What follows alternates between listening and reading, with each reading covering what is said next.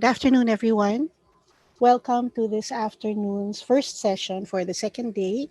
Welcome to the session for IPC Tambayan, Small Talks, Positive Results.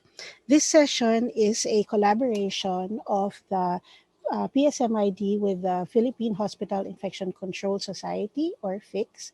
And over the last year, the PHICS has been working with the PSMID in formulating recommendations specifically for those pertaining to the prevention and control of the spread of SARS-CoV-2. So this afternoon, we are privileged to have three distinguished speakers to speak on some of the universal IPC principles that are even more relevant for these times, especially these pandemics. We will be hearing a lecture on the ventilation on the outpatient setting, environmental cleaning and disinfection, and the rational use of PPEs. So I would like to ask the audience to reserve your questions for the open forum after the last lecture or the third lecture. So we will start with our first speaker to speak to us on the ventilation in the outpatient setting is Dr. Charissa Corazon Tabora. Dr. Tabora is the chair of the Infection Prevention and Control Committee of the Research Institute of Tropical Medicine, or the RITM, and is also the chair of the Department of Pediatrics of RITM. Distinguishedly, she is the chair of the Technical Working Group for the prevention and control in healthcare settings, or the standards of infection prevention and control in healthcare settings under the DOH.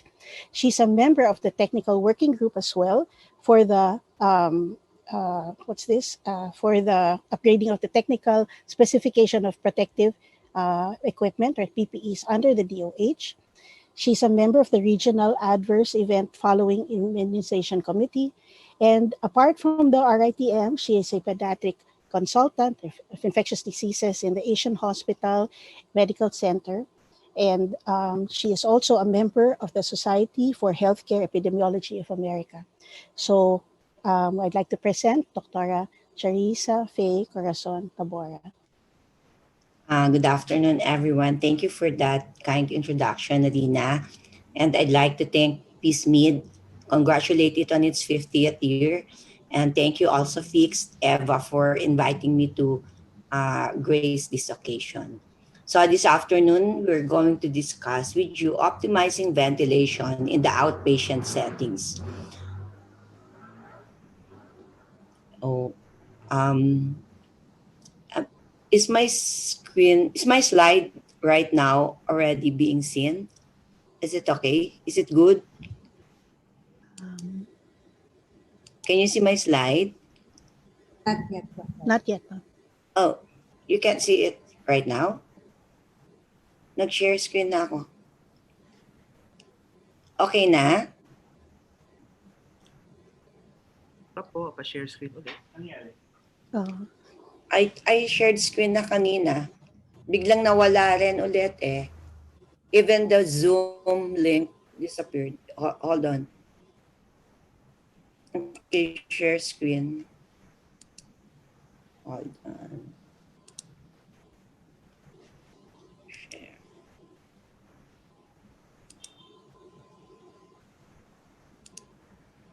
Can you see it Yes, okay now? Okay na po. Yeah, okay Yes, na. ma'am. Okay, thank you. So you can see the first slide na. Okay na? Okay na? Yes, Doctora. Can you hear me? Okay na, okay. So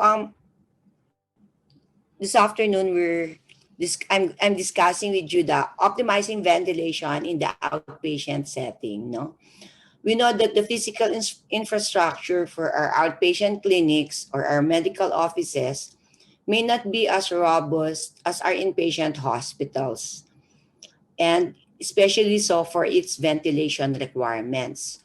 And that's why right before the start of the return of most doctors to their offices, a lot had problems or questions regarding ventilation in the outpatient setting. So, what are the key messages? We're making this lecture, and these are based on the assumptions now that it is now well established that COVID 19 transmission commonly occurs in closed spaces. We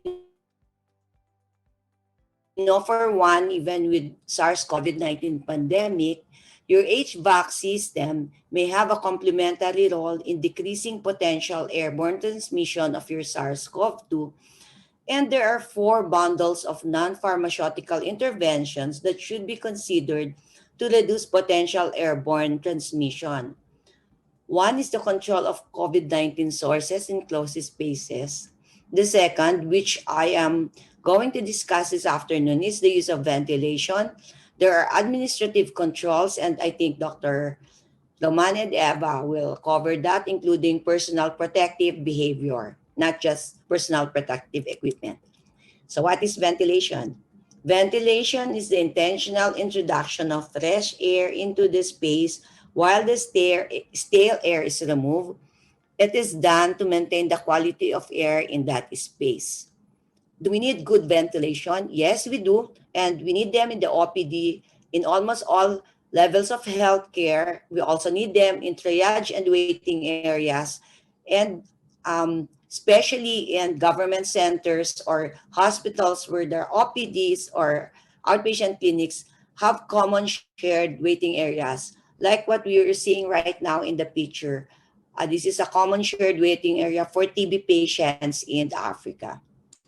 So, what are the methods that may be used to ventilate a building or a room or an office or a clinic? So, this is just fast. I am on the assumption now that we know basic ventilation. So, because ventilation is really a course in itself, so we use natural methods, we use mechanical methods, and we use hybrid mixed ventilation. So, when we say natural ventilation, it is the process of supplying air and removing air without use of any mechanical system. So it's natural. You make use of temperature, wind velocity, and the like, no gradient. It refers to the flow of external air to an indoor source, and as a result of your pressure difference, then or external sources, then air comes in and goes out. So these are examples of your system for your natural ventilation and a stock pressure driving airflow. And this is also another form of ventilation, which is your hybrid or mixed mode ventilation, which uses on top of it, if you feel that it is not enough, then in most offices, factories, and rooms, you use a mixed mode or hybrid ventilation on top of your natural ventilation. You use exhaust fans or what we call wind turbines or roof cowls. Okay. So, what is mechanical ventilation? It is a system that, from the word alone, mechanical, uses powered fans or blowers to provide fresh air into your offices and into your rooms. And mechanical fan drives mechanical ventilation. So, when we refer now to outpatient settings, the facility we are referring to may be in a highly urbanized center, like your medical offices buildings, your MOBs, with the central heat ventilation air conditioning system that sometimes it's too cold, we could not even control them, or a standalone clinic in your barangay. And as I said earlier, depending now on the location of your clinic, you may have a clinic in a very big medical center or in the community. Your ventilation, the robustness of the ventilation or your building, uh, its way of accommodating your HVAC system may vary. Okay? So you look at this, and we know that outpatient healthcare are physically located now in a variety of settings. Some are found in malls, some are found in rural areas, or standalone or hospitals. In the OPD, you have very many services offered. So sometimes you offer just plain general examination, just a simple consult. Some people also offer immunization, but there are a lot of daytime OPDs right now that offer minor surgical procedures or derma procedures. And that being said, we know that airborne transmission of microorganisms via nuclei droplet are generated inside the OPD when talking, breathing, sneezing, or coughing, or when we do procedures. Sometimes there are OPDs that do colonoscopies, incision and drainage, delivery of oxygen, some do nebulization, some do dermabrasion, or some just do plain general examination. But whatever procedures you do in the OPD, we know that it is a potential for airborne transmission because of talking, breathing, sneezing, and the like. So these are recommendations for ventilation in healthcare facilities and showing you the minimum ventilation rate that should be used in different areas of healthcare. So for example, in general examination room, it's 4 to 6. For a pressure relationship to adjacent areas, does not need any requirement, meaning it doesn't matter whether air goes in or out of the room adjacent to the room. So treatment room, it's about 6 air changes. For procedure rooms, not restricted environment, but sterile environment for field use. So you require 15. This is on the outpatient setting with a positive in relation to adjacent areas, meaning inside that room where you do procedure in your OPD, you want the direction of airflow from the room, which is the clean room where you're doing a procedure, outside to the adjacent room. And in bronchoscopy units or sputum collection units in your OPDs, you want a minimum of 12 air changes per hour. But this time, the relationship to your adjacent room, it should be negative, meaning that you do not want air from this room to go out into adjacent room because you're doing sputum collection, bronchoscopy, and therefore, if any person enters your room, the direction is such that it comes from the nurse's station inside the procedure room where it is going to be done. So air change is computed as your rate of the clean air that comes in over your volume, which is equal to your cubic feet per minute at 60 minutes times 60 minutes over the length times width times the height of the room. So ideally, as we said earlier, you won't go wrong in the outpatient setting if you go for a 6 air changes per hour. Going back to the previous slide, I forgot to mention that for WHO, they measure it in terms of the extraction factor, not in terms of air changes. It's more or less the same. It's 60 liters per second per patient. The advantage of this is it takes into consideration the number of patients occupying that room at that point in time. Because when you have a very crowded room or OPD, or you have a very crowded corridor, like in most government hospitals, then it takes into consideration now its computation based on its occupancy. So respiratory activities with the corresponding number of droplets and associated velocities have been studied. And you would see that a sneeze alone can give you 10,000 droplets at 20 meters per second, a cough of 100 to 1,000 droplets at 10 meters per second. And when, like me, when I'm talking right now, about 5 meters per second. So these are activities that we see in the OPD that we have to consider in our rooms, in our secretary's room, in our adjacent room, in the ante rooms. These are activities that are potentially aerosol generating. So as I said earlier, you have to consider right now the number of occupants. So this office waiting room that has a lot of occupants will definitely necessitate a higher extraction factor or a higher air change per hour compared to your picture on your left, showing you, one seat apart in a private hospital waiting room. So prioritization for engineering controls for airborne transmission in the OPD or in your clinic shows that first you have to increase or maximize your ventilation rate. You have to increase your filter efficiency. These are strategies. And you have to supplement with portable air cleaners. So the three, in the highest of which is increasing ventilation rate, then increasing filter efficiency, and the third being portable use of portable air cleaners, will be discussed in the next minutes of my lecture. So first is you have to increase your outdoor ventilation. You want to bring more fresh outdoor air. You want to eliminate or minimize air recirculation. In short, you do not want to recirculate the same air over and over. And one of the best strategies is to open your windows, doors, or skylight.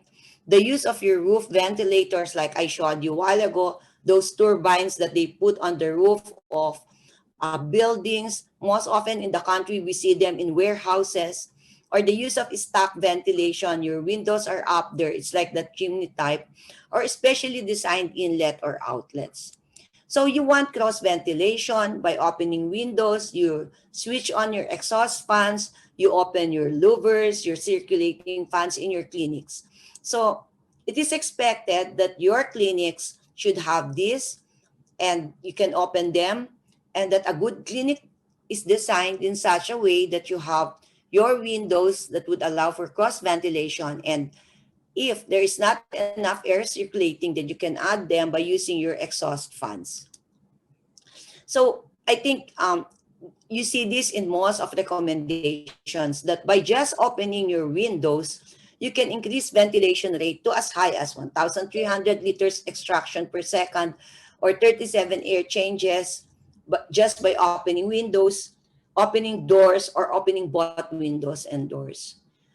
I just want to give like a caveat on this though, that you have to realize that this is based on a computation, and it will always depend on the volume of air that is in the environment, your smallest opening of window, and the volume or the room size. So this is on the assumption that your room is 7 meters by 6 meters by 3 meters high, and that you have an assumed wind velocity. So for example, today I'm in Quezon City. At this hour, my wind velocity is about what? 0.4 liters.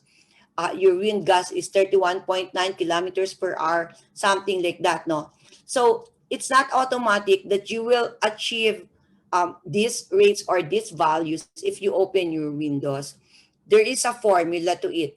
But the message you want to say though is that opening your windows alone can help you achieve the minimum required air ventilation for your clinics. So this is an example, no? This is not in a clinic, but imagine that this were your clinic and you don't have cross ventilation, you don't have a window, you don't have an exhaust. This is what happened in China early on, when some people ate in the restaurants and they just had one split type air conditioner, and you would see now the direction of the direction and pressure flow of your wind coming from your air conditioner. And because of that, it was able now, from one person who got sick, all of the people on the other three table who were seated because of one direction got sick. But those in tables E and F, those that were not affected by the movement of the air conditioning or the airflow, did not get infected by COVID. So it is very important to note that you really you should not recirculate your air, especially in small clinics, and you should make sure that you have to increase the amount of air, and that a minimum circulation should be achieved per hour. Our next slide would show you the different forms of ventilation in the form of cross ventilation, single-sided ventilation, stack ventilation. Ideally, you really want to have cross ventilation. So, but what is the problem with just relying on natural ventilation without doing anything? Sometimes half of our windows are open and we are not able to maximize um, the surface area where air change can happen. And sometimes windows are located in the wrong area of your room. So this is an example of an OPD in one of the medical centers where you have windows here, but you covered your windows with cabinets, okay? And another OPD or clinic space where you have windows here, but you closed your windows. So I think the message here is you should remove any obstruction to inlet or outlet and do not block your windows. So the second strategy in the OPD to increase or improve your ventilation is to consider running your air conditioning system at maximum outside airflow for 2 hours before and after occupied times. So if you open your clinic at 9, it's good to open at 7, ask your secretary to start putting on your HVAC system. Or if you are in a center that does not have any HVAC system for air change, then you have to start opening your windows 2 hours before, and at the end of your clinic hour, do not close the doors and windows immediately. Keep the windows and doors open. Why? Because we want to make sure that whatever air, whatever stale air, or whatever air that was there or should be out for the next clinic day. And because we also do not know the status of our patients and the patients that we've seen in the clinic or the bantays accompanying them. Okay? So consider doing that, and it's very good practice. You just have to tell your secretary, or if you're in the rural area and you do not have a secretary, you can do it yourself. Open your windows before and after clinic hours. So we want air to come from the clean to a less clean air movement. So when we design naturally ventilated healthcare facilities, your overall airflow should bring the air from the agent sources to areas where there is sufficient dilution and preferably to the outdoors. So what do you want to do? For example, you want to increase air change by using an electric fan. Then make sure that you want it from the area, the agent to the area, out into the window. So it should be behind you, blowing what and your patient in front of you, it should be behind you, blowing into your patient, blowing into the window behind your patient's back. Okay? So you want to increase total airflow supply to occupied spaces. And increasing airflow supply to your occupied spaces means adding first in the picture is an HVAC system. If your hospital can afford to put circulating fans, but ensuring that you have windows and they do not cross-circulate, and the use of mechanical air conditioning extraction systems. So you want to increase airflow to occupied spaces. And when you look at this picture, it's the same picture I've shown earlier. Definitely the airflow for the picture on the upper part of the diagram would need less airflow compared to a lower part because you have more people there. And that is where WHO's liters per second per person extraction factor come in. So another strategy is to use the third is to filter indoor air.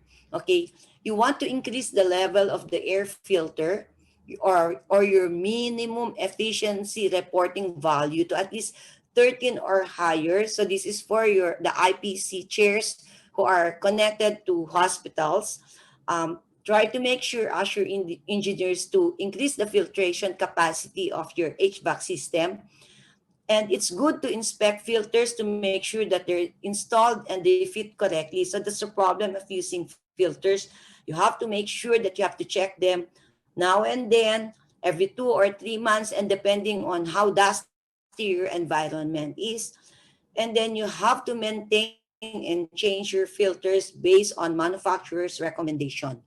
So these are very important checklists as for those of the chairs who are here to make sure that when you use a filtration system in your hospital, that filters have to be changed regularly. On top of they decrease the filtering capacity or the minimum efficiency reporting value of your system, it also is an additional work to the machine, no? If you have a filter that's not working anymore. The next is consider using your portable efficiency particulate air or your HEPA filter to help to enhance air cleaning, especially in high-risk areas. So, this is a very controversial statement. If you will look at it, CDC does not categorically say that you can use standalone HEPA filters.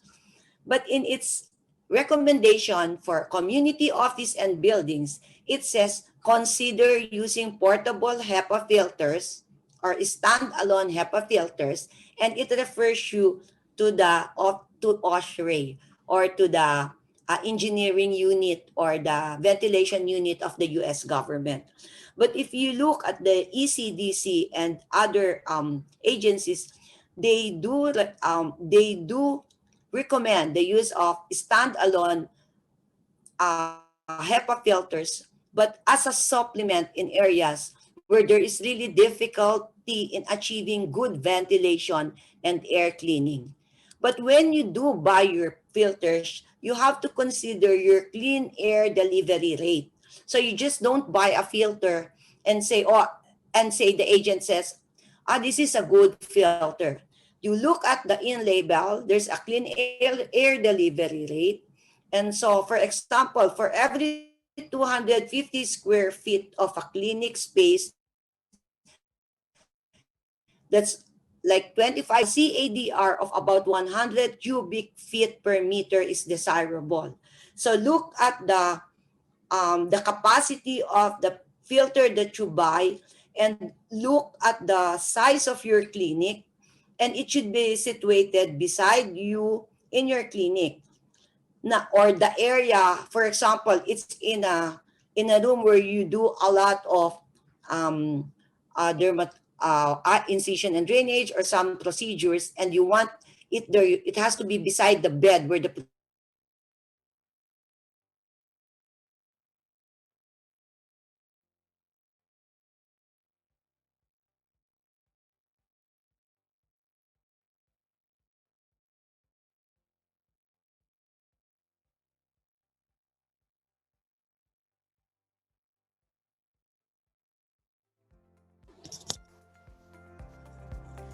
Hello? Tapos sabay ka, Doktora?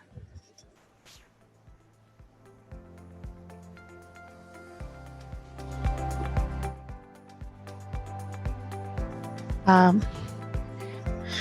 we will just wait for Doktora Cha.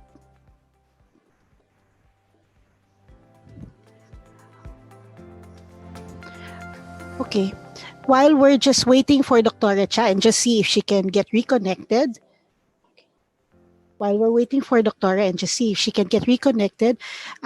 ask that you, for the questions that you want for our panelists, please type them in the Q&A, not in the chat room.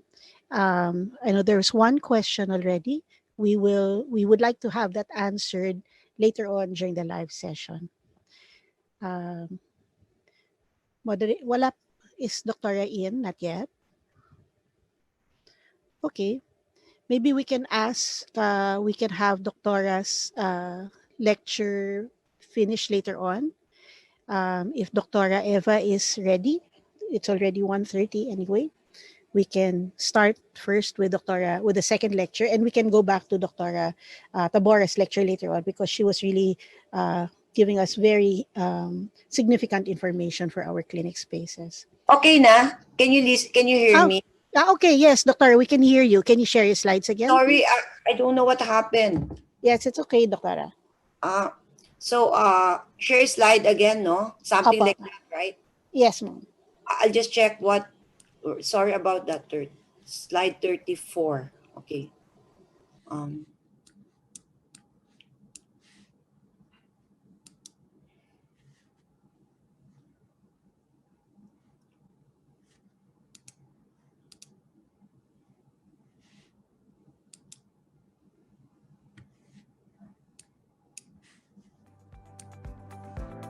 Are you okay, Kat? Alina, okay Doctora, na? we can see it. Yes, ma'am. The slide itself? Yes, Doctora, we can see it. Okay, okay. So, I think, in slide 32, no? I think, right? So, as I was saying a while ago, 33. Can you hear me? Yes, Doctora. We can hear you, ma'am.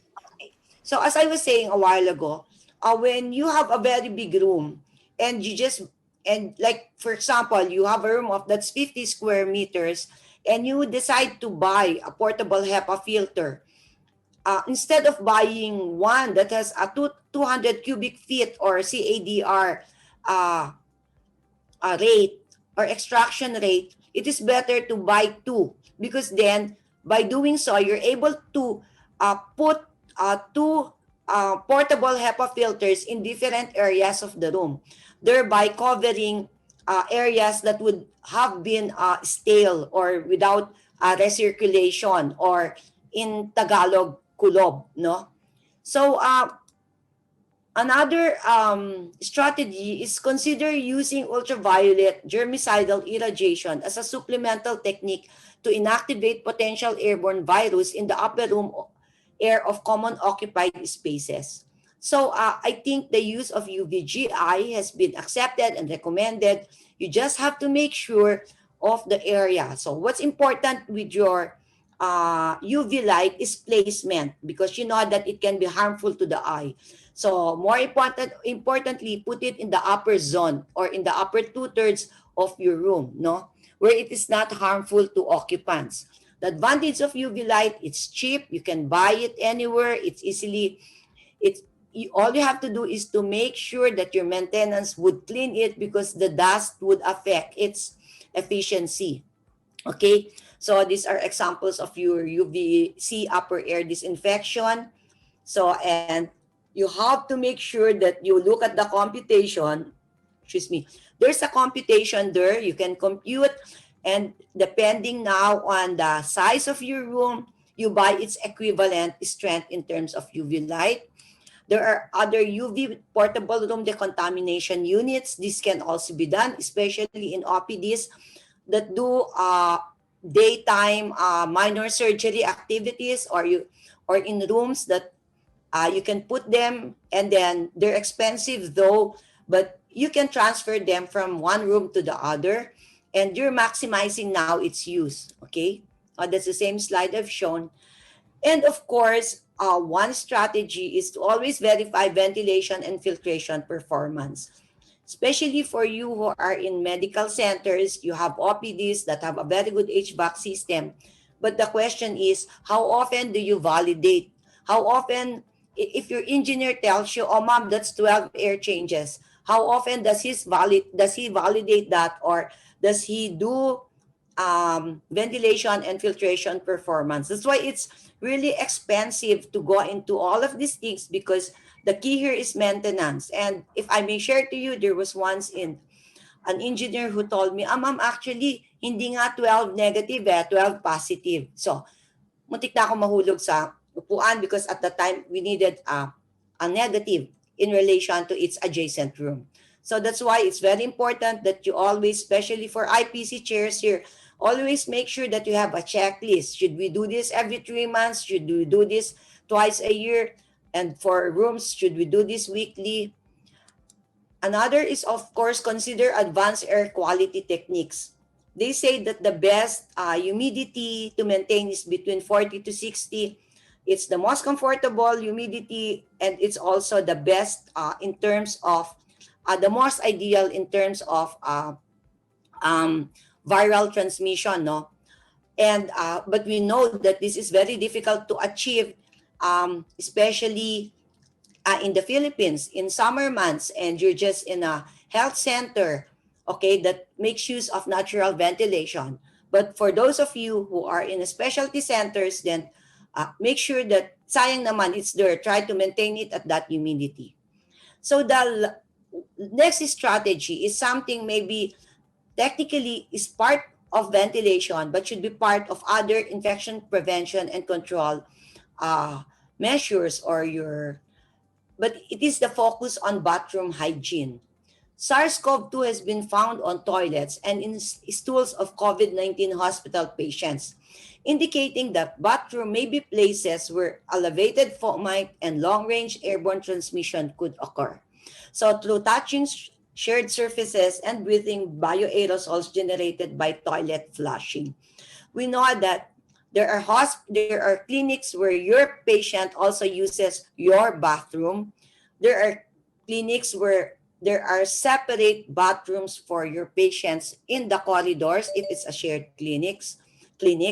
And this is very important. You have to ensure that your exhaust fans in restroom facilities are functional and operating at full capacity when the building is occupied. Make sure that your bathroom doors and windows are kept closed and the fans run all the time. Install lids on all your toilet seats. This was one thing, like we really had to do this in RITM early on in March. Initially, I don't know what happens, why, but eventually, even if you start buildings and offices with toilet bowls, with toilet seats, eventually, I don't know what happens to them. They really get lost. They get destroyed for one reason or another. So like we had to change like 20 or 30 toilet seats. We had to add. And you can also schedule stagger bathroom use. That's difficult, no?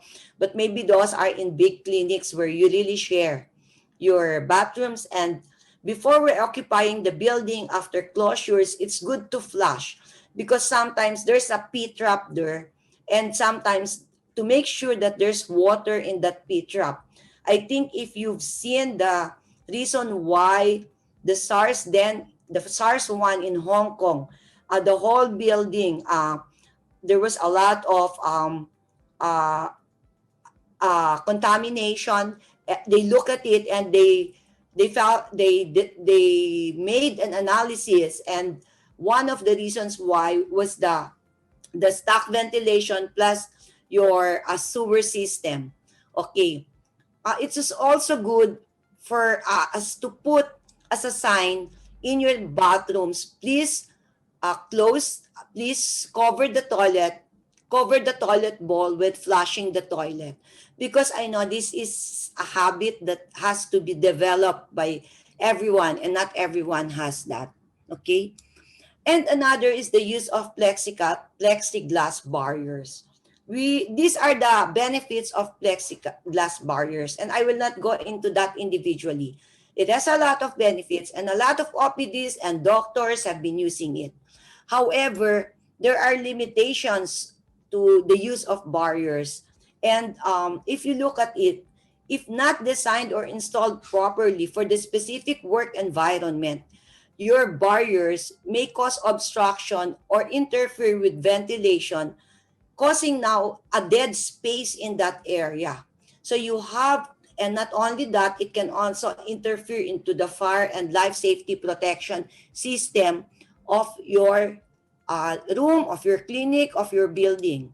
So imagine if your building has all of this plexiglass, and imagine if you have an OPD, like a very big OPD, and all of your interns are seated in one big room with all of your plexiglass. So sometimes it has the potential to interfere with your ventilation.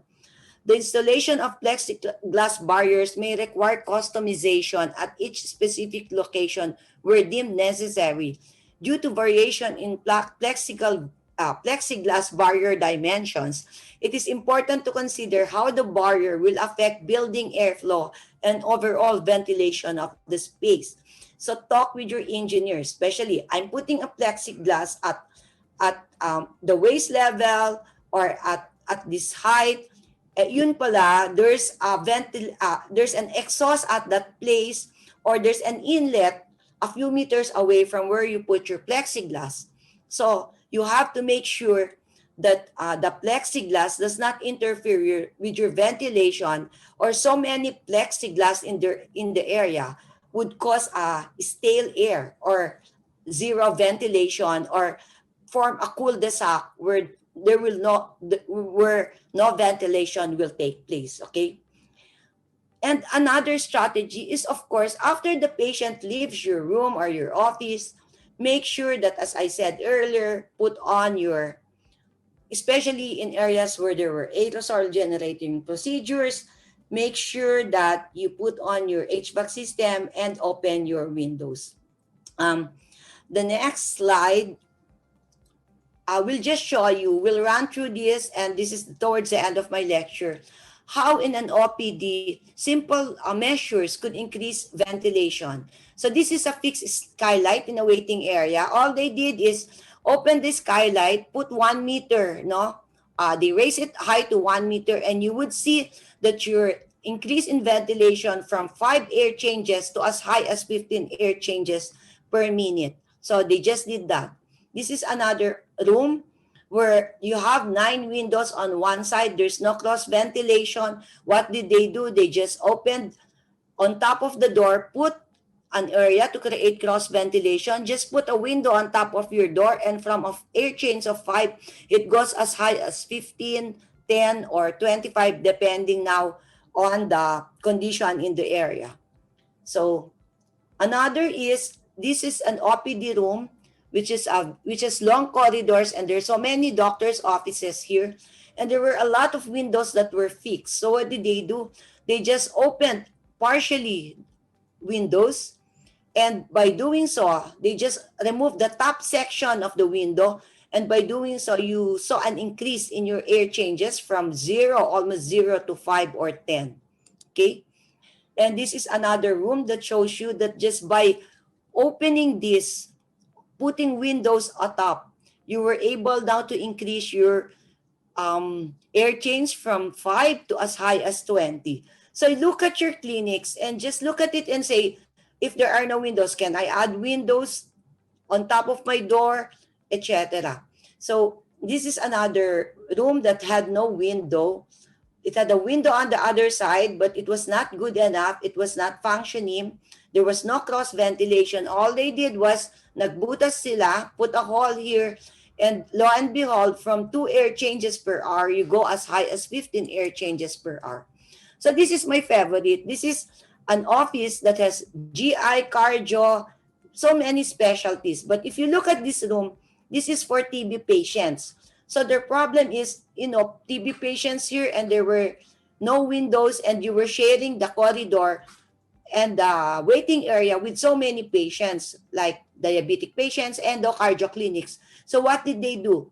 They put a new window, they added the door, and they put a new waiting area here outside. So all respiratory patients were relocated to outside waiting area.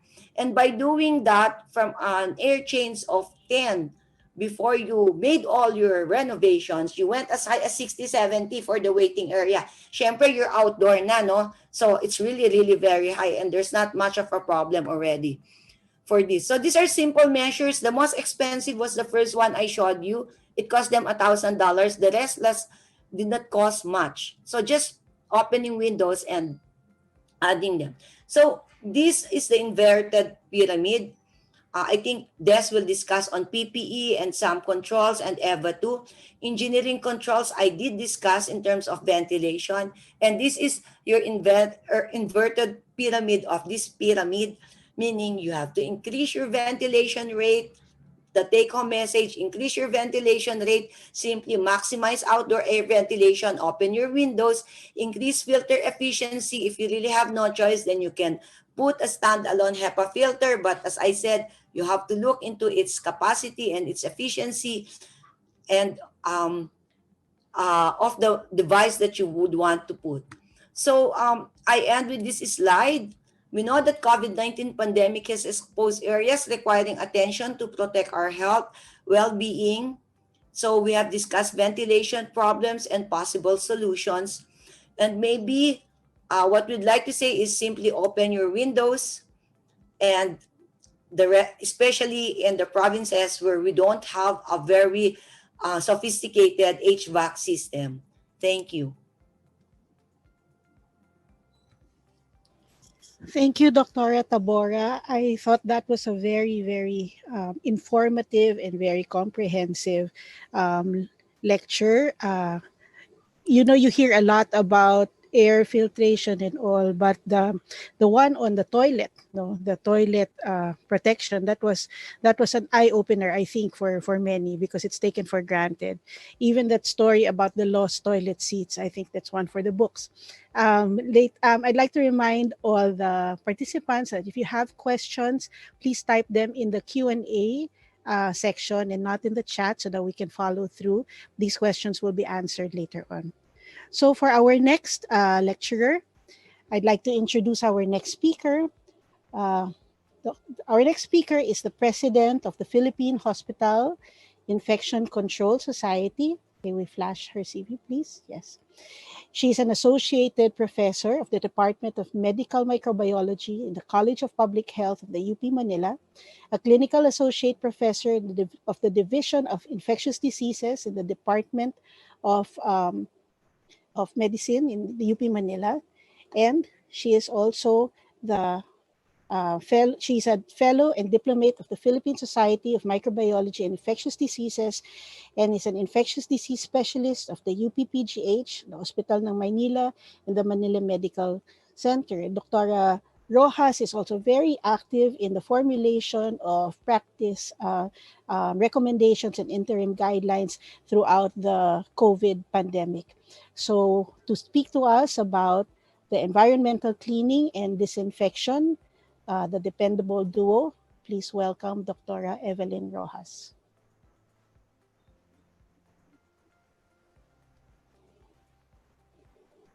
Thank you very much, Dr. Rina, for that kind introduction.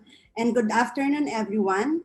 On behalf of the Philippine Hospital Infection Control Society, Inc., we would like to thank the organizers of this 42nd Annual Convention of the Philippine Society for Microbiology and Infectious Diseases, particularly to Dr. Nina Burba for inviting us and being able to participate in this very historical first ever annual convention, expanding horizons for goal, so PSMID at the forefront against COVID-19. So it's my honor to be with two other distinguished ka-IPCs, particularly Dr. Chow. Would like to thank Dr. Chow for that very excellent lecture, and later on with Paring Des. So I will be discussing on the environmental cleaning and disinfection, so the dependable duo. Here are my objectives: to discuss the recommendations in environmental cleaning and disinfection, and to discuss the importance of these two in the prevention and control of COVID-19. So just a background, IPC strategies are summarized with this. So early recognition, isolation of the index patient, for example, to prevent the spread. The standard measures which are applicable to all settings. We also have the specific IPC measures, whether airborne precaution, droplet precaution, or contact precaution. And as mentioned by Dr. Cha a while ago, we also have the complementary administrative and engineering controls. So we all know this. This is the hierarchy of control, not only for COVID-19, but control in general. So we have elimination on top of the hierarchy, followed by substitution, engineering, administrative, and actually at the bottom of the control is the personal protective equipment. So I'll be discussing about environmental hygiene. I've asked an expert and I've asked him, where does environmental hygiene belong? So he said that in terms of the hierarchy of control, environmental hygiene can either be engineering or administrative control, depending on the situation. Just to give a background, environmental hygiene, as we all know, is composed of two steps. So it's not only disinfection. I like to what they say that we equate disinfection to environmental hygiene, but actually we forgot to consider cleaning, which is the first step of the environmental hygiene. So cleaning is actually very important because it removes the microbes, the dirt, and the impurities from the surfaces. It does not necessarily kill the microorganism, but it lowers the number of the microorganisms and thus reducing the risk of spreading the infection. Aside from that, actually the main goal of cleaning is to reduce the soil load, allowing the disinfectant to work because this organic matter can inactivate many disinfectants. So with cleaning, it somehow makes the disinfectant more effective. Speaking of disinfecting, before we go to disinfection, this is the routine environmental cleaning as adapted from the Australian guidelines for the prevention and control of infection. So environmental cleaning in all settings, not only for COVID-19. So we're doing this even before the pandemic. It's actually divided into two parts. So you clean whether, depending if the surfaces is a frequently touched or high touch surface or a minimally touched surface. Very important to categorize because the frequency of cleaning will depend on this. So of course, we know that the frequently touched surfaces are the ones that are more commonly touched. So you have your doorknobs, the bed rails, light switches. And the minimally touched are, of course, the not frequently touched surfaces. You have the ceiling, windows, and the blinds. But I want to emphasize here that for cleaning, it's actually the mechanical cleaning process. So when we say mechanical, so it's the actual cleaning of the surfaces. Punas in Tagalog, diba? So that's the recommended way of cleaning in terms of COVID-19. So another step in environmental hygiene is actually the disinfection. So with disinfection, we have the use of chemicals now, particularly your EPA registered disinfectant, which actually kill the microbes on surfaces, including viruses. But take note, when we have disinfection, it does not kill bacterial spores, which are only killed via sterilization. So speaking of that, so this is a table showing the different methods of disinfection and sterilization. So you can see sterilization destroys all microorganisms, including the bacterial spores. So we all know that spores are very sturdy, and normal disinfection with this disinfectant cannot really kill spores. So you have to sterilize if you want to kill the spores. So other methods of disinfection, then you have your high-level disinfection, which kills microorganisms except the bacterial spores. You have your intermediate level disinfection, which destroys vegetative bacteria, including mycobacteria, including your MTB, most viruses, fungi, but not bacterial spores. And lastly, at the lowest is the low-level disinfection, or your LLD, which destroys vegetative bacteria, some fungi, including viruses, including SARS-CoV-2, can be killed by low-level disinfection, but not able to kill mycobacteria and the spores. So this is a table showing the Spalding classification of the different medical devices. So this is important to know the category, whether it's non-critical, semi-critical, or critical, because the level of disinfection or reprocessing will depend on this category. For example, if you have non-critical medical device, so the definition is that non-critical are devices that touches your skin only without penetrating the sterile body parts. Okay, so with this, it can be the medical devices, if you do this, can be reprocessed only by disinfections, particularly low-level disinfection. While for semi-critical devices, so they can touch mucous membrane, so it requires high-level disinfection. And of course, your critical devices are the ones that can penetrate the sterile body parts. So for example, when you do procedures like cannulation or surgery, then since it enters sterile body parts, these materials should be sterilized. So most of the devices that we use, particularly in the outpatient setting, okay, to prevent transmission of SARS-CoV-2, falls under the non-critical and thus will only require LLD, or your low-level disinfection. Okay, so according to the Journal of Hospital Infection, so there are still a lot of healthcare workers being infected with COVID-19, maybe not as much as during the start of the pandemic, but there are still some. And still included in the list is the inadequate training for infection control and prevention. So actually, they have this adaptation of the hierarchy of control in the context of COVID-19. So for example, elimination was equated to social isolation or even physical distancing. There's no equivalent substitution in the context of COVID-19, but there are a lot of engineering and administrative controls. And later on, Dr. Roman will be discussing about PPE. So before I go to the actual recommendation for the disinfection, environmental hygiene, I want to start with the review, just a review of the transmission. Whenever I give lecture on infection prevention and control all throughout this pandemic regarding COVID-19, I always include the mode of transmission of the virus because I believe that an effective infection prevention and control strategy will be an infection prevention and control strategy will be more effective if we know the correct mode of transmission. So not only for COVID-19, but actually in all other diseases. So for the COVID-19, so this is the up to date, this is still the distinguished or the recognized modes of transmissions. On the highest or the most established mode of transmission, still respiratory droplet.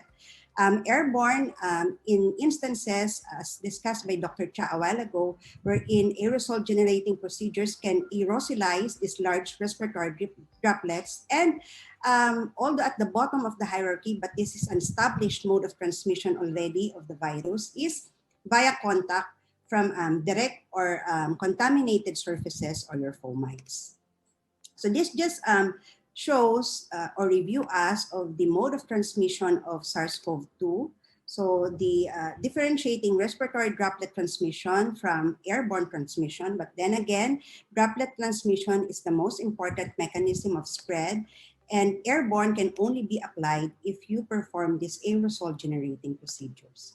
But what I want to emphasize here is the third mode of transmission of the virus, which is the direct contact. So as we can see in this figure, you have an infected COVID-19 patient, for example, here, who did not perform respiratory etiquette. So he was able to produce respiratory droplets from either coughing, sneezing, or exhaling. And these respiratory droplets is the tendency to fall on these surfaces. So if these surfaces were not properly cleaned and disinfected, and you were able to touch it, and on your part, you were not able to do hand hygiene, then with facilitation via entry to the eyes, nose, or mouth, the virus can still land into the lungs via these routes. So there were several studies showing the viability or the stability of SARS-CoV-2 on these inanimate surfaces. So this study, for example, showed that the SARS-CoV-2 can be viable after 24 hours, even after 24 hours, on stainless steel after 2 days, and on plastic up to 72 hours. Other studies like this one that done by Camp, which is a cross-sectional study, even stated that SARS-CoV-2 can stay for more than 9 days. And in another study by Chin, so this study concluded that the viability or the survival of the virus will depend, for example, on the type of the surface. For example, if the SARS-CoV-2 was able to land on rough surfaces, so the virus can be viable up to 2 days. But if it landed on smooth surfaces, it can stay for up to 7 days. In another study, which examined the environmental levels of SARS-CoV-2, so it concluded that the virus can remain viable on printers in 20% of the time, on these different surfaces like keyboards, door handles, telephone, and medical equipment, which are all the frequently touched surfaces. In another study, this study showed that the stability and the viability of the virus was actually dependent on environmental factors, particularly the temperature and the relative humidity, and as mentioned in the previous study, on the type of the surfaces. So the capacity for the virus to remain viable is also dependent on the amount of the inoculum of the virus. Of course, the higher the load of the virus, then the greater the chances it is to remain viable. So actually in our hospital, we're doing a study. We're about to do a study on detection of the surface contamination of SARS-CoV-2 in inanimate objects in different areas. So this study aims to determine the most commonly contaminated areas in the hospital, and also included the parts of the PPE which are actually contaminated with SARS-CoV-2. So we intend to compare the amount of the SARS-CoV-2 on these different wards before and after cleaning. So this is a summary table showing the different survival time or the viability of SARS-CoV-2 on different surfaces. As I've said, so depending on the type of the surface, for example, on top of wood, the SARS-CoV-2 can remain viable until 4 to 5 days, while for example, on a gown, it can remain viable until 2 days. But what's the message of this slide? So yes, the virus SARS-CoV-2 can remain viable on these different surfaces, but if we do proper cleaning and disinfection, so again, SARS-CoV-2 can be killed via low-level disinfection only. So if we do proper cleaning and disinfection, then there should be no problem in the transmission of the virus. So in a Guide to the New Normal, so this was released, a manual released by the Department of Health. They mentioned in the 5-point strategy to reduce COVID-19 and even non-COVID-19 deaths as a way of preventing the transmission of the cases. So they mentioned to stop transmission, proper cleaning and disinfecting the environment. So it involves, again, the use of disinfectant, particularly for high-touch areas such as the toilets, doorknobs, light switches, at least once every day for workstations.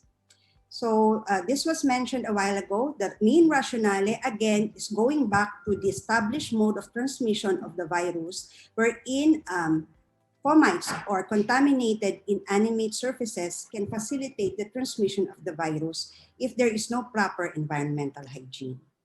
So you have to clean surfaces. Again, cleaning involves water and detergent, and disinfection involves, of course, your EPA-registered disinfectants. Later on, I'll be discussing the specific of the proper disinfection. But as I've said, so environmental hygiene can either be under the engineering or the administrative control. So when the institution ensures routine cleaning of frequently touched surfaces, then it falls under the administrative control. So speaking of the disinfection of environments, so cleaning again involves detergent and water, while disinfection involves the EPA-registered disinfectant. So the recommendation by the Department of Health and actually CDC and even WHO, the recommended disinfectant is 70% ethyl alcohol. Sometimes they use the 60 to 90% alcohol, but the actual recommendation is 70% ethyl alcohol, or a 1:2 to 1:100 sodium hypochlorite, which is the usual household bleach that we use. And we are all reminded to observe at least 10 minutes contact time, or depending on the manufacturer's instruction, to be able to kill the virus, particularly for SARS-CoV-2 effectively. So in the early parts of the pandemic, so we released these guidelines on the infection prevention and control, particularly in the outpatient setting in the context of COVID-19. So this guideline contains this table showing the different preparation of chlorine solution. As I've said, the most commonly used is the 5.25% to 6.15% liquid form of your sodium hypochlorite.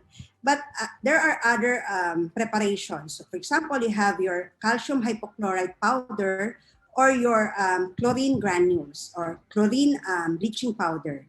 Okay, so you can either have a 1:10 ratio of your sodium hypochlorite or 1:100 ratio. So as seen by the, so as shown by the Department of Health recommendation, okay, so the concentration will depend. For example, 1:2 is usually required if you have gross spillage of blood and other body fluids. Then you have to have higher concentration for your disinfection as compared to not really grossly contaminated surfaces. Then 1:100 sodium hypochlorite solution will be enough or sufficient. So again, the preparation will depend. If you have 1:10, then you have this dilution of your sodium hypochlorite with the volumes. If you have 1:10, then you have to mix 100 ml of your sodium hypochlorite with 900 ml. Or if you want 1:100, then you have 10 ml of your sodium hypochlorite mixed with 990 ml of clean water. So these are the most commonly touched surfaces, and they will require more frequent disinfection as compared to your, for example, the windows or the ceilings, which are not commonly touched surfaces. So speaking of frequency, again, you have to divide it. High touch surfaces, for example, in the outpatient setting, I'm using the example, the outpatient clinic. For example, in the outpatient clinic, how often do you need to disinfect, to clean and disinfect, for example, the doorknobs? So they are categorized as high touch surfaces. So according to the guidelines, the recommendation is after every clinic session, or sometimes after every patient contact, or after every patient consultation. As compared to your low-touch surfaces, it's impossible naman, no, to clean the ceiling or the windows after every clinic session. So the recommendation is just periodic, or in some instances where it is visibly soiled, then you might need more frequent cleaning and disinfection. For busy areas like your hallways and restrooms, so again, it may be cleaned every 4 hours because it is used by a lot of patients, for example, then it might need more frequent disinfection, or when it is already visibly soiled. So that's for the surfaces. How about the medical devices? I've shown this table a while ago. So in the outpatient clinic, as I've said, it is mostly consists of the non-critical items. So it will only require low-level disinfection. And our recommendation, how frequent will you clean this, is again, after the recommendation is after every patient contact. For example, for the PP cuff, kung before the pandemic, di ba, we're not so conscious in cleaning this, but now during this pandemic, because of the possibility of transmitting it via contaminated surfaces, then the recommendation is after every patient contact. Actually, for BP cuff, the ideal is you have a dedicated BP cuff instead. But if not feasible, then you can do low-level disinfection after every patient use. But for other items in the clinic, for example, your chairs and table, you can clean it daily at the end of your clinic. And take note, for other devices like your ophthalmoscope and otoscope, it will only require cleaning because sometimes the disinfectant can affect these devices. So this study shows the decay of the virus titer. So I just want to emphasize here that again, through time, the viruses, the degree of the viruses can decrease. And this study actually concluded that this data is a good basis on how frequent the contamination process should be done to prevent the spread of the virus. How about misting tents? Okay, so again, during the early parts of the pandemic, when there's still scarcity of the information about the disease, there are a lot of recommendation of the use of misting tents. So sinong nakagamit, umamin. But actually, spraying, particularly sodium hypochlorite, is not recommended as a means of preventing getting the virus because they say that it will do more harm than good. So actually, the Department of Health released this announcement stating that spraying or misting does not protect against COVID-19 and may even cause harm. Kasi nga ang recommendation for disinfection is manual disinfection. Okay, so sometimes in other hospitals, they prefer misting because it's easier to do than actual manual disinfection. But actually, the more effective is the manual disinfection. So currently, we're doing a living CPG, and actually, this issue on use of misting tent is included. So maybe later on, during the latter part of or next year, we can update all of you if there are really scientific evidences to support whether we can use these misting tents or not as a way of disinfection. How about the use of foot and shoe baths? So another controversial issue during the early parts of the pandemic and up to this time, with the use of foot shoe bath as a preventive way of transmitting the virus. But to date, we haven't seen sufficient or enough evidence to recommend its use. Maybe in time, maybe next year in our Living CPG, we can update all of you if to say that foot baths can can or cannot really be used as a way of preventing the transmission of the virus. However, due to the scarcity of the information, so kung gusto nyong gamitin, if this will be used, then you can use it, but you have to ensure that manufacturer's instructions are followed, especially regarding the contact time and the frequency of replacement to ensure the effectiveness of the disinfection. Sometimes I see in the buildings, diba, in the door, they have foot baths, but when I ask the guard, gano'n nakatagal yan, 2 months nang naandyan yung foot baths. So how can we ensure that the disinfectant is still effective? Now, some PPEs can also be clean and decontaminated, particularly this eye protection like your goggles and face shields, since they can be reused, so these are reusable PPE. So whenever we reuse it, we should remember that it should be properly decontaminated. So decontamination, again, involves proper cleaning and disinfection. And these are the steps on how to clean our face shield. So this is a very practical, these are practical steps because almost every day, diba, we use face shield. So we have to remember to wear gloves or to do hand hygiene whenever we perform this cleaning procedure. Wipe the inside first, followed by the outside, using a clean cloth with detergent first or a cleaner wipe. Then carefully wipe the outside using the wipe or clean cloth, now with a disinfectant, and then followed by wiping the outside of the face shields or goggles with clean water or alcohol to remove the residue.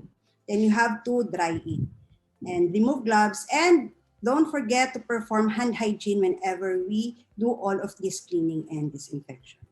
What about barriers? So Doc Cha a while ago mentioned acrylic barriers. So yes, you can use this as a form of engineering control, so to prevent the transmission of the virus. But as Dr. Cha reminded all of us a while ago, we don't forget the issue of ventilation when we have these barriers. So aside from that, we should remember also that whenever we have these acrylic barriers, it should be properly cleaned and disinfected. Otherwise, it can, instead of protecting, then it can facilitate the transmission not only of virus but other microorganisms, even bacteria.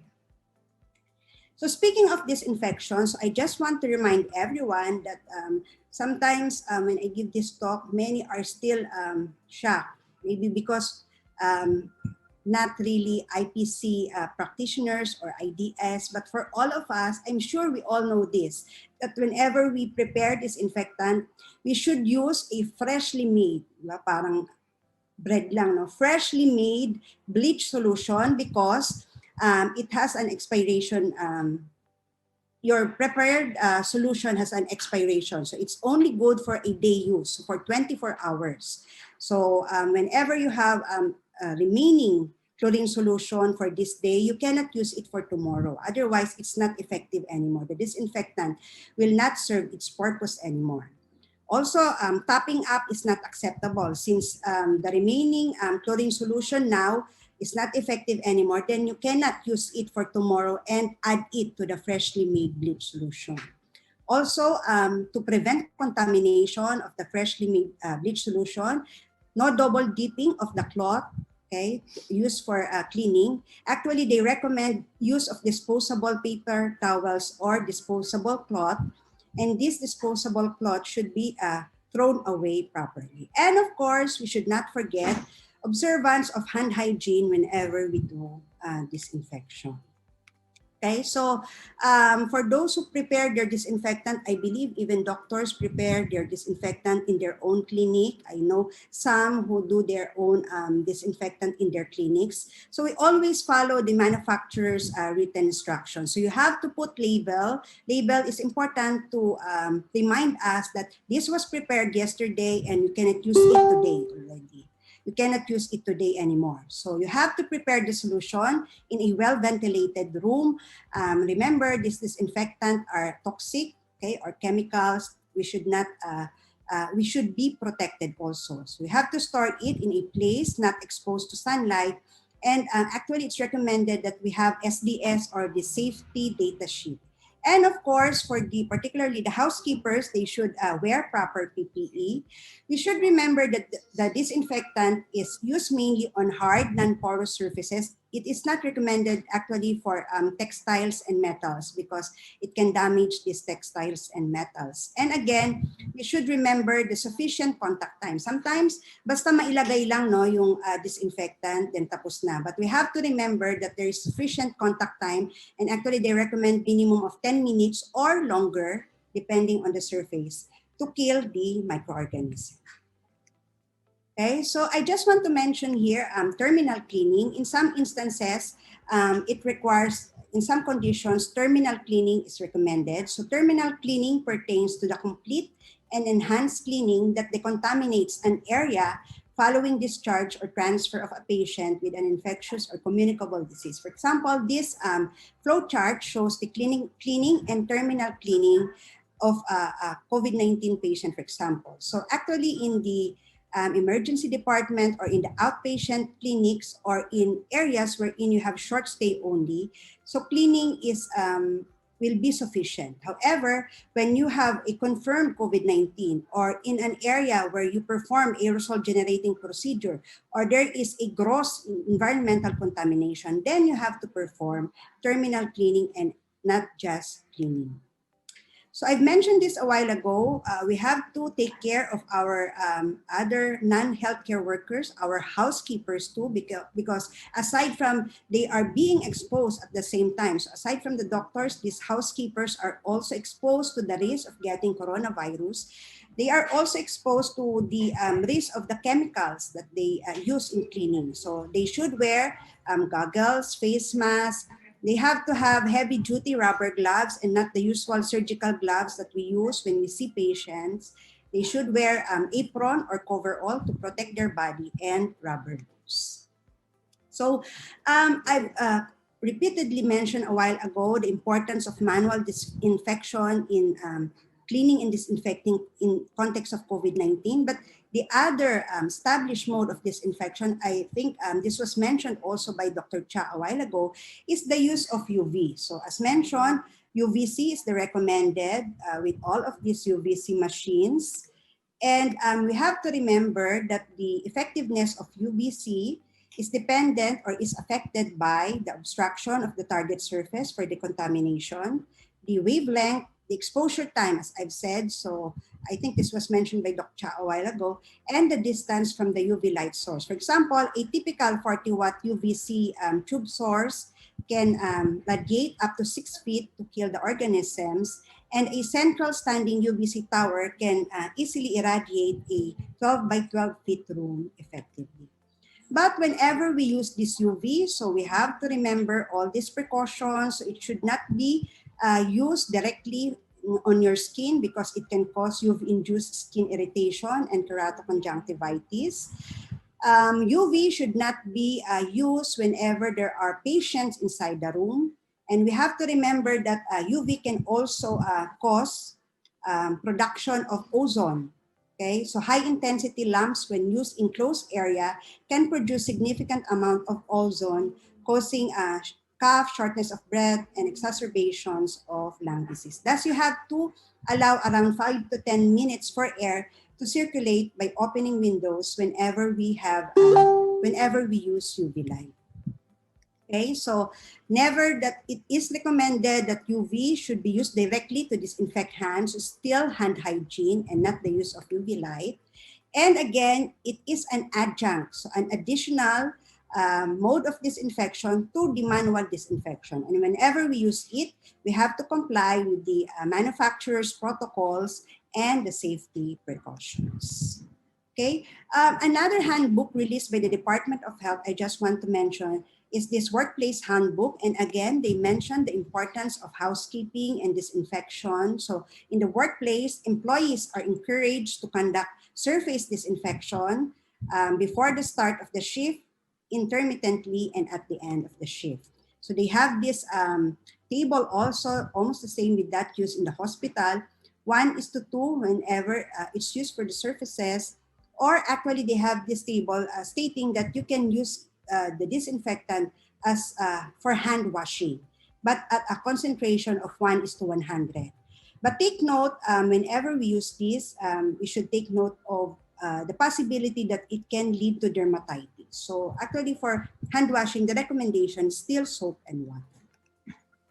So what if the workplace has a confirmed COVID case? So the facility should be disinfected properly. So the recommendation is to disinfect for around 3 to 4 hours. So before, in the early part of the pandemic, the recommendation is to do lockdown for entire day, so 24 hours. But now, as the information evolves, so the recommendation now is only 3 to 4 hours, as long as there is a company policy and an in place or an established occupational and safety health program in that particular workplace.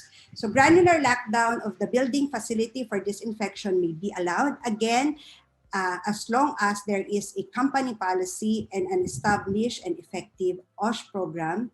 And the company policy and OSH program ensures the safety entry of affected employees after disinfection. So with all of this, so while we still do not have the medicine and even the vaccine against COVID-19, we still have to follow all of these minimum public health measures.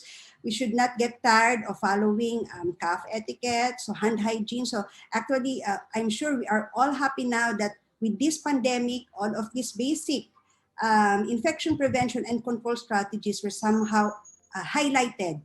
Okay, so more and more people are becoming more conscious of respiratory etiquette, hand hygiene, the use of face mask and face shield, observance of physical distancing, and as I mentioned a while ago, environmental cleaning and disinfection. So I want to end my presentation with this summary slide, so summarizing the different infection prevention and control strategies to prevent the spread of COVID-19. So remember, each intervention, for example, physical distancing alone, use of masks alone, has imperfections. But when multiple layers, when you have all of these infection prevention and control strategies, then the risk of getting the virus becomes lower or even nil.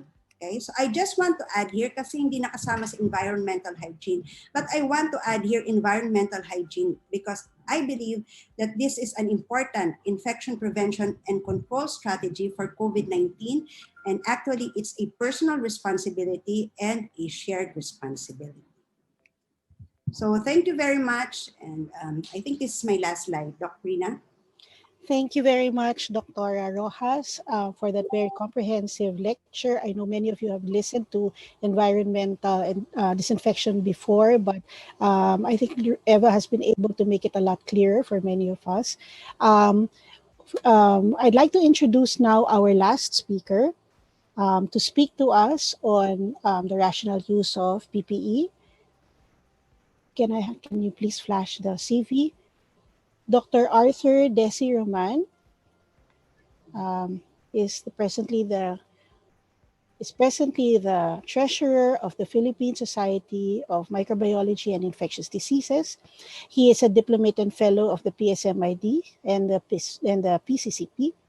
Importantly, he is the past president and advisor and still very actively involved with the Philippine Hospital Infection Control Society, Inc. As a matter of fact, he has been very much involved again in the production or in the creation of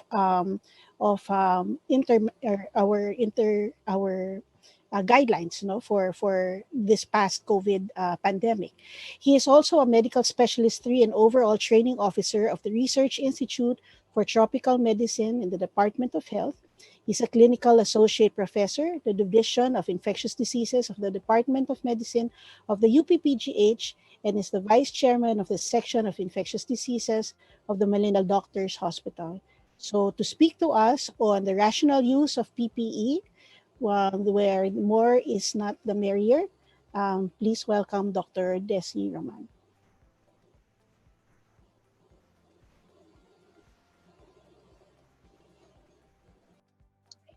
Magandang hapon, narinig niyo po ako.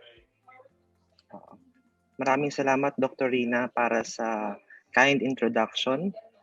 Magandang hapon sa ating mga ka-IPC, mga ka-PPE, yan, at mga kabarong. Kabarong ko ngayong hapon po. The topic assigned to me is all about the rational use of personal protective equipment more isn't always the merrier. I hope you can see my slide.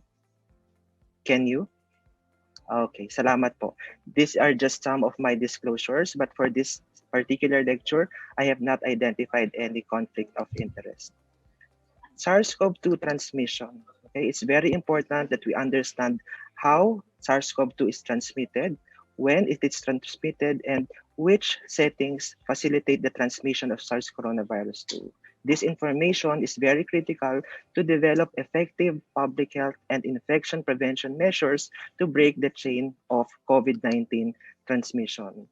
And as far as we know now, ang primary mode of human-to-human transmission of COVID-19 is still via direct, indirect, or close contact with an infected individual through contact with infected secretions such as saliva and respiratory secretions or through their respiratory droplets which are expelled kapag ang isang infected person ay umubo, bumahing, nagsalita, kasama na po yung pagkanta.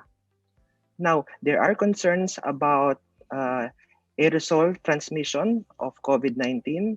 Well, your aerosol transmission can occur in healthcare settings where specific medical procedures, ang tawag natin doon, aerosol generating procedures or AGPs, generate very small droplets called aerosols. And some outbreaks reported in literature are related to indoor crowded spaces, and this have suggested the possibility of aerosol transmission, of course, combined with droplet transmission, for example, during choir practice, yung pagkain sa isang restaurant, or attendance in fitness classes.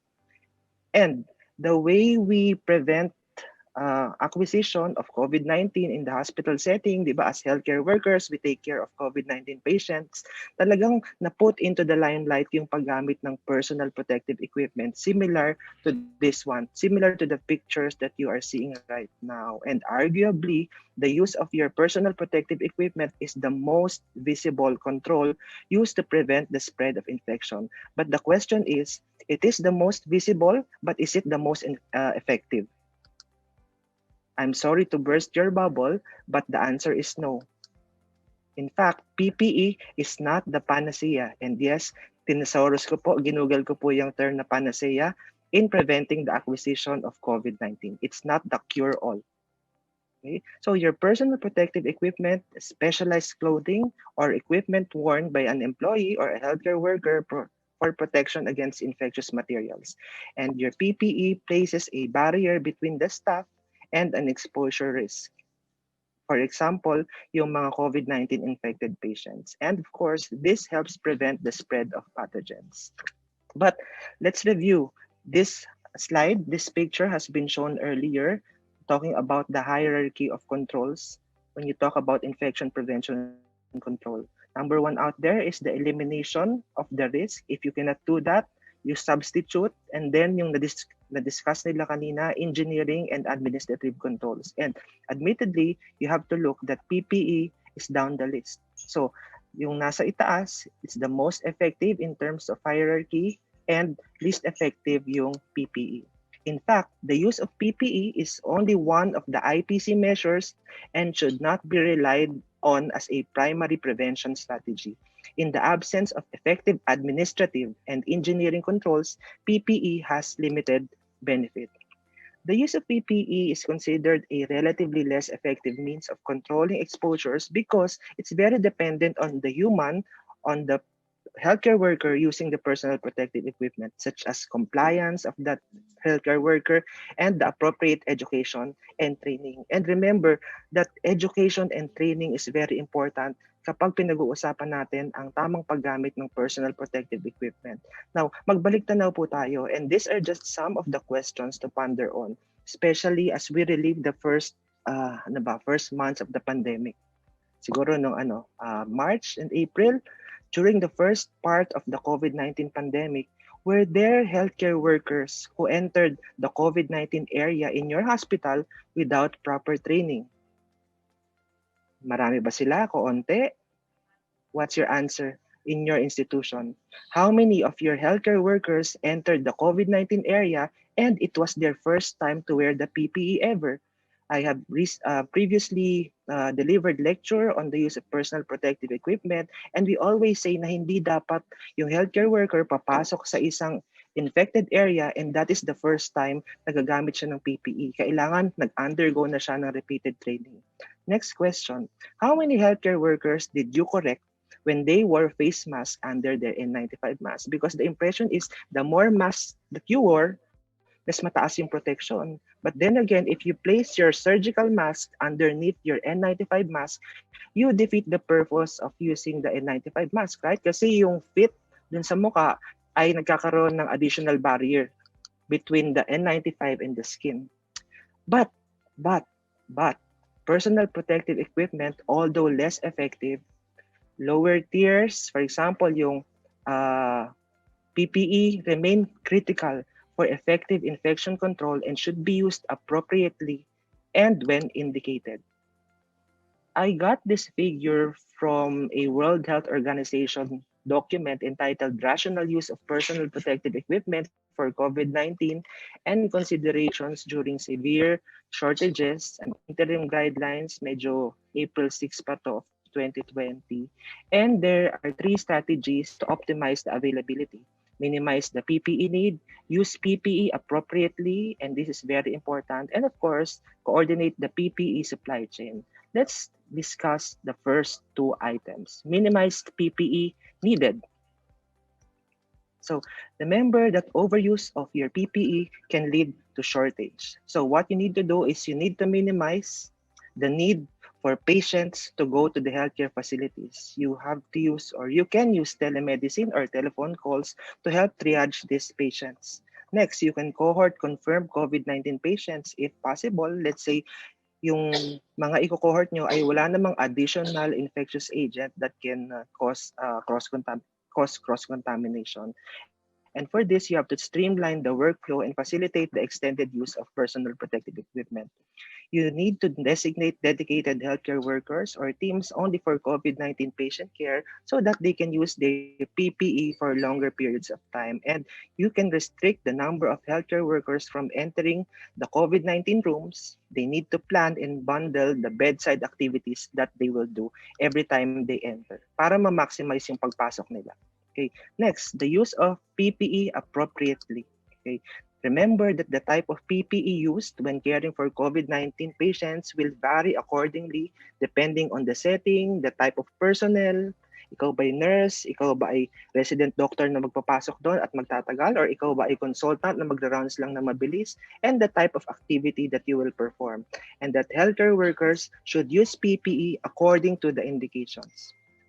Now, I did a quick Viber survey involving non-infectious disease physicians. I was able to recruit siguro mga 46 participants throughout the Philippines. And I asked them 3 questions. Okay, number 1 question is, when you do your COVID rounds, regardless of your activity or duration, ibig sabihin, kahit maikli lang yung pasok nila dun sa COVID area or naka-duty sila for 4 to 6 hours, which respirator are you more comfortable using, yung P100 ba or yung N95 respirator? And here are their responses. 64% said that mas okay na sila sa N95 mask, and 32% said na they are more comfortable using P100 respirator. The next question I asked them ay, do you always wear level 4 PPE when you make rounds in COVID-19 areas? So, ako personally, when I make rounds to my patients, since hindi naman ako masyadong nagtatagal, hindi ako kasing babad ng mga nurses and residents, for example, I just wear level 4 PPE. But let's see about their response. Okay. So 89% of the respondents said that they always wear level 4 PPE, and 11% said no. And finally, I asked the respondents, do you wear level 3 PPE outside the house or when you do routine non-COVID ward rounds? Naka-gown pa rin ba kayo and all of those? And 14% said yes, pero 86% said no. And most of those respondents na nag-answer na no, at they responded to me na ang kadalasan lang nilang ginagamit is just the face shield and a face mask or an N95 mask. Right? So, ito yung mga recommended personal protective equipment by the CDC. Kung mapapansin nyo, it's just face shield or goggles, and then you have your N95 mask. Kung wala nga N95 mask, you can just use your usual face mask. And then what you need is a pair of clean non-sterile gloves and an isolation gown. Walang bufant dyan, tapos wala rin yung shoe cover. How about WHO? Ano yung sinasabi na recommended PPE ng WHO? For healthcare facilities, for those healthcare workers who perform screening, and the activity is preliminary screening not involving direct contact, ito yung kailangan nilang gawin. They maintain a physical distance of at least 1 meter. Look, there's no PPE required, and when physical distance is not visible and yet there is no patient contact, that's the time that they can use the mask and eye protection. For patients with symptoms suggestive of COVID-19, kahit ano activity nila, they have to maintain always a distance of at least 1 meter, and they should be provided with medical mask if they can tolerate wearing the medical mask.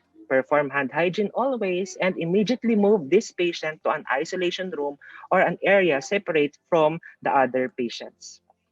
Ano naman yung recommended PPE for those healthcare workers in the patient room or patient wards? For those healthcare workers providing direct care to COVID-19 patients in the absence of aerosol generating procedures, look, it's just their medical mask, gown, gloves, eye protection, and performance of hand hygiene.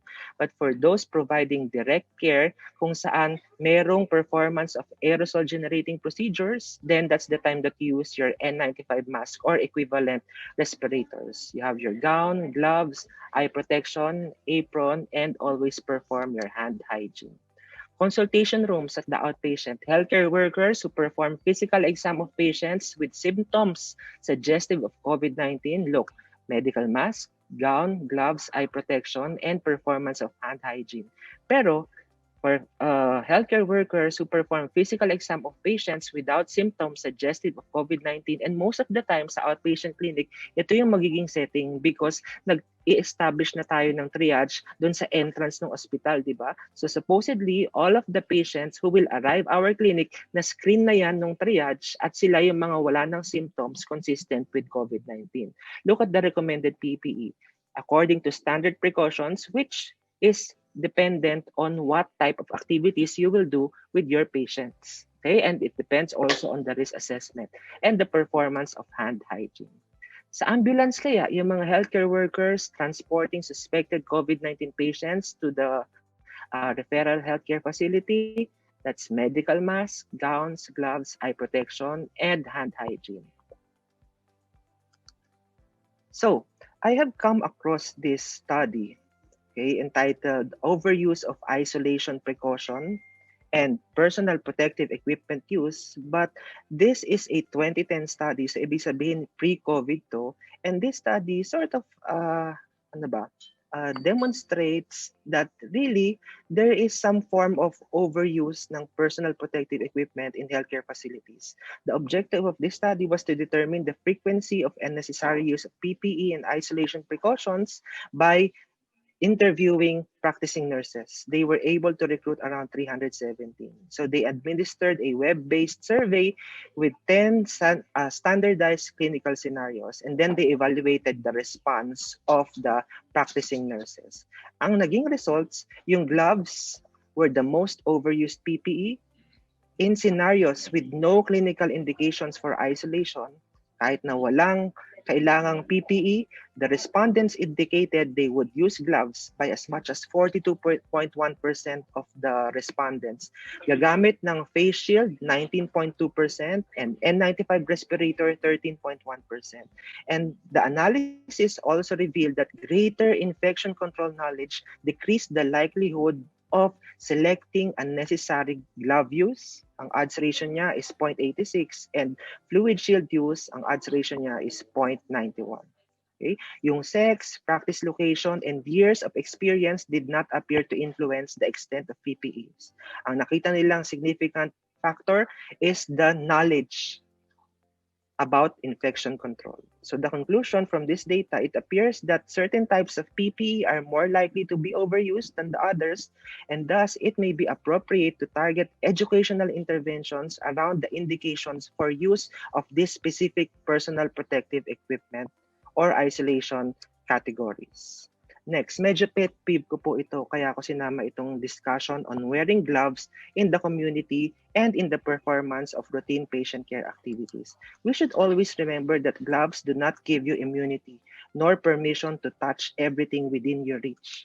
Okay? Any organism that might be on your gloves can be transferred to all other surfaces and items that you touch. So kahit naka-gloves ka, tapos hinawakan mo yung mata mo, hindi ka pa rin protected. Kasi yung mga bacteria and viruses that is present in your gloves as you touch the other surfaces, nandun pa rin. So pwedeng magkaroon ng cross-contamination.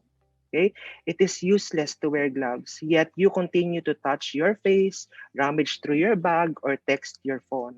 Remember, the use of gloves does not eliminate the need for hand hygiene or hand washing. And so, if you decide to use your gloves, make sure that you do not touch your face, your mouth, your eyes. You make sure that you discard it properly in garbage cans, disinfect frequently, probably as often as you would do with your bare hands without the gloves. Do not reuse and do not touch the outside when removing. Okay. So the next issue or the next topic that I would like to discuss is the battle between coveralls and your sterile gown. Parang level 4 versus level 3 PPE. Okay? So the World Health Organization, CDC, and the European CDC recommend the use of long-sleeve water-resistant gowns and gloves when caring for COVID-19 patients. And no study has compared the effectiveness of gowns and coveralls in reducing the transmission of the virus to healthcare workers. So yung gowns and coveralls are generally considered acceptable and effective, but you have to consider the following factors. For coveralls, your coveralls cover the entire body, but barrier protection can be compromised kapag yung front zipper ay hindi nilagyan ng flap covering. I know that a lot of the coveralls ay meron naman dito. Ito yung flap covering na meron pang sticky material para maidikit and matakpan yung zipper. Okay? Your coveralls, difficult to doff, and the risk of self-contamination can be higher during the doffing process. It really needs a lot of practice. So healthcare workers should be trained properly and should practice the use of coveralls before using them during patient care. And your coveralls can generate more heat stress than do gowns, which leads to discomfort, fatigue, and even dehydration. In short, mas uncomfortable ang coveralls. As far as gowns are concerned, protection of the back area, diba, can be compromised depending on the activities that you do. If you do a lot of squatting or sitting down, make sure that there's sufficient overlap of the fabric, and this is necessary to cover the back portion. Gowns are easier to don and doff, and they are more likely to be used correctly as healthcare workers are relatively more familiar with gowns than with coveralls. Okay, so the decision of which of the two to use should be based on the availability, healthcare worker activities, the type and duration, and the physical characteristics of the work environment you are in. Some studies, we'll be talking about misuse of PPEs now. There are some studies that have noted that adherence of healthcare staff to PPE procedures is suboptimal, despite their knowledge of the potential transmission of pathogens. I think this is still a pre-COVID-19 study, and these are the possible barriers to adherence. There's low perception of risk, probably baka hindi na ngayon kasi takot lahat tayo sa COVID-19, di ba? Time pressure, fatigue, inadequate training and education, and the lack of supplies of personal protective equipment. Yung errors in removing your personal protective equipment are also frequently reported and put the healthcare workers at risk of self-contamination. Again, nabanggit ko na ito kanina, self-contamination. Some common errors in putting on and removing your PPE would include not tying the back of the gowns properly, the gowns and gloves coming in contact with uniforms and bare hands following removal and before disposal. Again, not following yung doffing protocols and touching the front of surgical mask during the disposal. Okay, so I'd like to share with you this picture. Well, it's a meme. It just says here that your LV is not part of your PPE. Don't miss the point of your personal protective equipment. You have to use your personal protective equipment properly. Okay? Kasi even if you use your personal protective equipment, pero it frequently comes in contact with the bag and you frequently rummage through your bag, then whatever it is on the surface of your PPE, nandun din sa bag mo. Pag tinanggal mo yung personal protective equipment mo, nandun yung bag na contaminated ng bacteria or ng viruses. Again, let's not miss the point. Next, another perspective is the environmental perspective. Okay? And just to demonstrate the harmful effect of overuse of PPE. Kasi remember, when we overuse our PPE, we produce a lot of garbage and waste, plastic at that, diba? So in this study, ang sabi, if each individual in the United Kingdom, which has a population of 66.6 million, wore a single-use face mask every day for 1 year, then you would produce 66,000 tons of unrecyclable plastic. So, ano ba yung equivalent ng 66,000 tons of unrecyclable plastic? So, that's equivalent to around 6,600 10-ton garbage truckloads of waste na mapoproduce. Saan natin dadalhin yan? Saan mapupunta yan? Kawawa naman yung mga dolphin, yung mga whales, at yung mga pagong na makakakain ng mga plastic na yan. Okay? So, before I end, a few more slides. Anything in excess is poison. So, when you use too much PPE, it will add to your discomfort. It may increase the risk of contamination. It will add to the cost. It may provide a false sense of security, and it may deplete stocks, leading to PPE shortage. Make sure that you focus on what's important. We focus on the proper use of our existing personal protective equipment. So here are my to-go messages. I am not trying to discredit PPE. In fact, I am very thankful sa PPE. PPEs work, and we are thankful for PPEs. They saved us from getting infected when we were not ready and compliant with other IPC protocols, especially during the first part of the pandemic. What I am saying is we should use PPEs rationally and use it when it is needed. Instead of adding layers, yung mga fancy PPEs that you see over the internet, yung mga sa online shopping, make sure that you focus on the appropriate use of the good old recommended PPEs depending on the nature of exposure and perceived activities. Remember, for PPEs, the more isn't always the merrier. Make sure that you pay close attention to the proper use of PPEs. Remain cautious about your movement, your activities while you are wearing your PPE.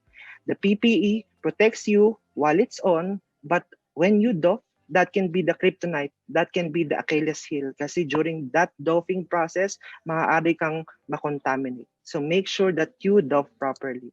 And finally, it's not the PPE that will protect you. The proper use of PPE will.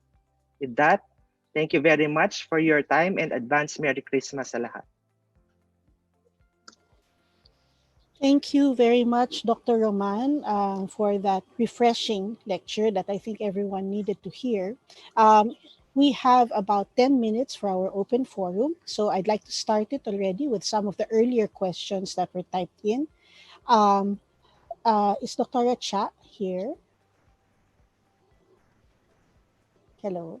Okay, so siguro we'll start off first with questions. I'm here. Dr. Cha, I'm sorry, I didn't see you. Okay, the one question that was posted earlier was, in the operating room, should the operating rooms be maintained in positive pressure or negative pressure during where as far as COVID-19 is concerned? Yeah, I answered that, Rina. Because the patient it's technically a dirty operation because the patient is sick of COVID-19. So then it has to be negative because you don't want to disinfect the adjacent rooms. But if this were a clean procedure like orthopedic procedure where you would want to put implants, no, then that should be a positive. Okay? So not necessarily that ORs, depends on the case because it's a dirty case. Okay, thank you. One question that was predominant, Dr. Cha, before I let you go. The use of personal air purifiers. Quite a number of participants are asking the efficacy of these ion purifiers that people wear around their necks. Can you comment on that? I think there's already a statement on that, even of societies, that it doesn't work because, yes, there's no guarantee that the air that will enter your nose or your mouth has to pass through that first. It's like that, di ba? Yes. It's hanging in your neck. So that is on the assumption that before it enters or you breathe it, it gets filtered. It doesn't work that way. Yeah. So So it's not recommended. useless expense. Don't Yeah, gift it's a your useless friends with expense. such for Christmas. It doesn't work. Okay. Question for Dr. Rojas.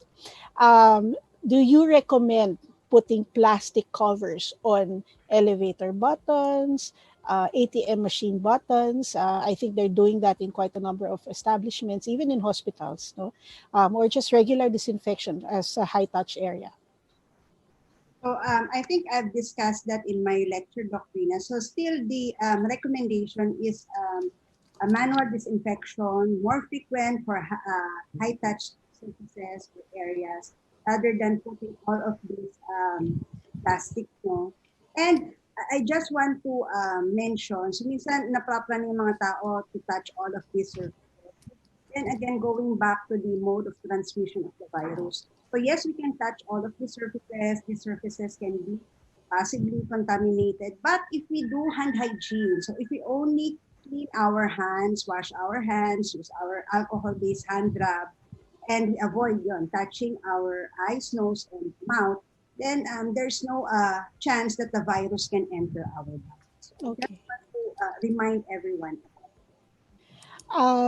As far as these barriers are concerned, in the outpatient setting or even in the hospitals, you talked about the acrylic barriers, Dr. Chap mentioned, but how often should these really be cleaned? No, we see hospitals that do not have the acrylic barriers, but just the plain plastic barriers separating rooms. So how often are these recommended, and how often should these be cleansed? So actually for the plastic barriers, so I see Mamina here. So I think in PGH, it was found out that the use of plastic barrier is among the list of the infection prevention and control strategies that are not really working. Because aside from the fact that this barrier can interfere with the proper ventilation, so these plastics can harbor additional, again, not only virus, but even bacteria. So for plastic barriers, it's actually not recommended. Kahit yung mga karinderya, di ba, may mga plastics or even Mhm. molds, not recommended. The acrylic barrier is part of the, said in our guidelines, it's part of the engineering controls, it's form of barrier. But we have to emphasize that for proper infection control, we have to capitalize on our PPEs, and these are only just additional infection strategies. So it should be regularly cleaned.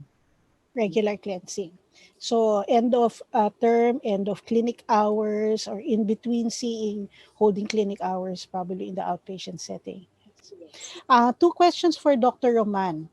Can you comment on copper masks that are very popular nowadays? Are they effective as PPEs for COVID? And the second Okay. question is on those patients, on those individuals who wear elastomeric masks, no, and then they cover the filters with shoe covers or bouffant caps. Is that even effective? And would that be recommended at all? So regarding the use of COVID-19 mask, I think Dr. Evaro has discussed earlier the ano ba, persistence of COVID-19 on different surfaces. And one of the surfaces na hindi masyadong nagpe-persist yung Copper. COVID-19 would be copper. So I think Mhm. that's the idea behind that kasi copper yung nasa labas. But then again, we need more evidence whether this copper is really better or as effective as your N95 mask. At this time, natatakot tayo sa COVID and really we'd like to be extra careful. Let's go with what is established. For hospitals, for healthcare workers who takes care of COVID-19 patients, aerosol generating procedures, that's N95 mask. Okay, probably you can use your copper mask for uh, parang sa gagamitin mo siya as face mask. Okay. Okay. So, a So I'm sorry, question. what was the second question? The second one was the elastomeric masks that are being Hmm. used of respirators that healthcare workers use bouffant caps or shoe covers to protect the filters? I presume to allow longer life for the filters. Are they effective to cover them? I don't have any evidence for that practice. Because Oo. I think these covers are not really uh, fluid resistant for in the Mhm. first place, no? And I don't really think they have filtering activity. So it's probably not. I don't think we have data on that, but it's Mhm. probably not the best idea. It might be a waste of your PPE, as a matter of fact, to practice that, no? Because the ideal really would be to replace those filters when the time comes for it to be replaced as per manufacturer's recommendations. A question for Dr. Cha, and I think this is an important one. Are there any guidelines, or for anyone in the from the FICS, are there any guidelines as far as infection control regarding mechanical ventilators and transport ventilators for COVID patients? No? There was a lot of issues on do you ambu bag? So when you stick the ventilator, what are the infection control parameters that should be in place for a mechanical ventilator in COVID cases? Anyone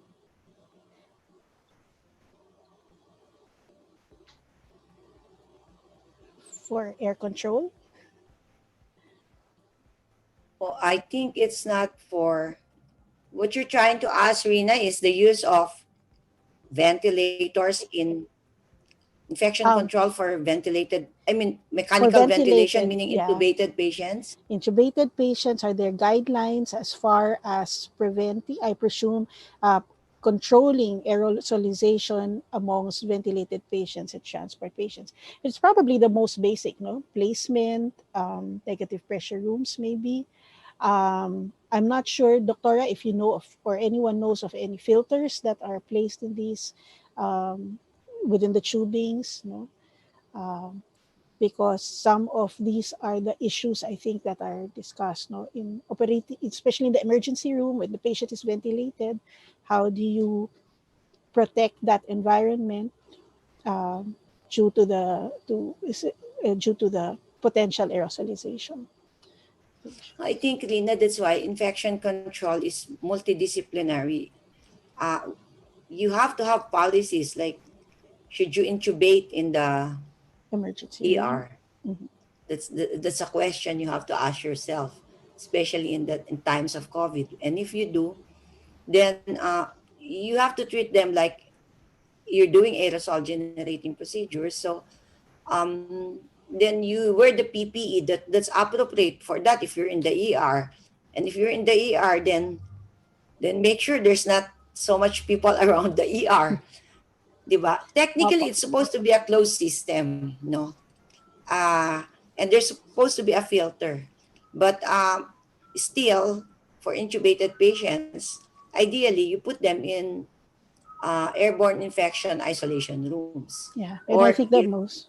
yeah, or if you don't have one, then in a room that's isolated in terms of air.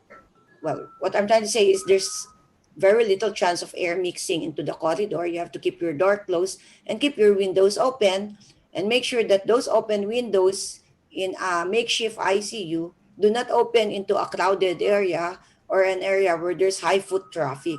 Mm, So keep your door closed because you don't have any idea of your room air exchange, because let's say you're in a rural hospital or in a primary care hospital, then people who enter the room should wear their PPE, but the room where the patient who's intubated in should be closed always.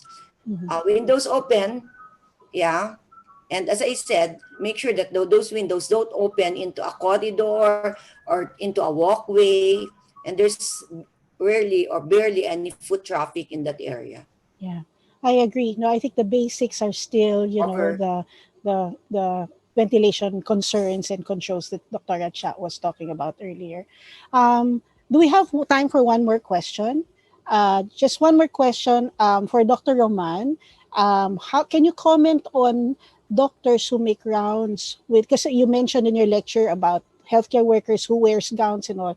So for healthcare workers or doctors who who go to rounds wearing the gown from the clinic, gown to the wards, gown to outside to their car. No. So Apparently, the participant sees a lot of that. So let's remember the purpose of wearing the PPE. It serves to act as a barrier between the user and the bacteria or the virus in the environment or from an infected patient. So if after mo mag-clinic, suot mo pa rin yung PPE and then you rode your car and then you entered the house, definitely there will be cross-contamination because whatever it is on the surface, yung inupuan mo sa sasakyan, malalagyan niya ng bacteria or virus, mas malala kung dinala mo pa hanggang bahay. So the idea really is you try to remove your PPE after using it. So after your clinic, for example, make sure that you have an area there to doff your PPE or just before you ride your car maybe. Dapat balutin mo na siya ng isang plastic na hindi nag-escape para hindi makontaminate yung air and then bring it at home and then directly put it in their laundry or laban siya agad. Okay. Thank you very much. We wish we had more time because there's quite a number of questions. So you may forward your questions to maybe to the emails. Maybe Carl can give an instruction for such, and our panelists will try to answer them. So we'd like to close this session. I'd like to thank all three of our speakers, very distinguished in their fields of infection prevention and control. I think we learned a lot in this session. And to all our participants, thank you for joining us in this IPC Tambayan. I'd like to present the certificates of appreciation to each of our speakers. Is it on? Yeah.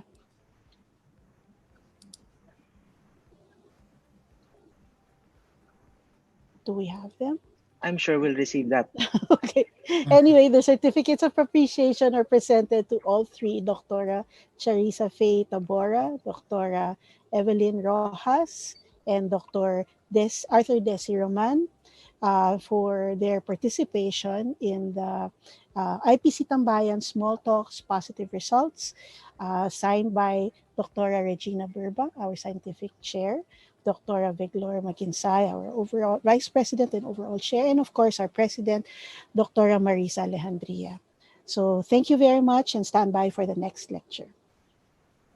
Thank you.